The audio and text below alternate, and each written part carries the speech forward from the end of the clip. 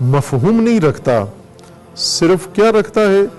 علامت ہے نیک اور بد کی، شگون ہے ان کے لیے قرآن، ہدایت نہیں شگون ہے، شگون فالگیروں کے لیے شگون ہے کہ یہ آیا تو نیک شگون ہے، یہ آیا تو بد شگون ہے۔ جس طرح تطیر کرتے ہیں، تفاعل اور تطیر شگون کو کہتے ہیں۔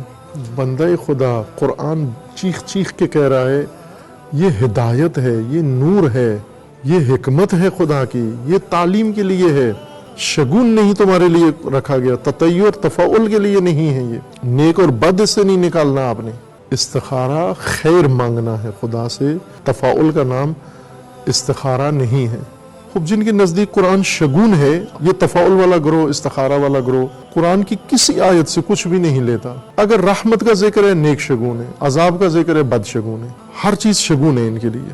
لیکن جو واقعاً وارثان رسول اکرم صلی اللہ علیہ وآلہ وسلم، الذین یبلغون رسالات اللہ ویخشون، جنہوں نے اللہ کی رسالت اپنے دوش پہ لے لی ہے، جن کے نزدیک قرآن شگون نہیں ہے، ہدایت ہے اور فرامین ہے، یہ سب اللہ کے فرامین ہیں اور ہم نے اطاعت کرنی ہے اور اس کے مطابق اپنے آپ کو چلانا ہے، ان کے لیے یہ آیات شگون نہیں ہیں، دونوں ہدایت ہیں، یہ دونوں منشور ہیں، یہ دونوں آئین ہیں، یہ دونوں حکمت ہے اللہ کی۔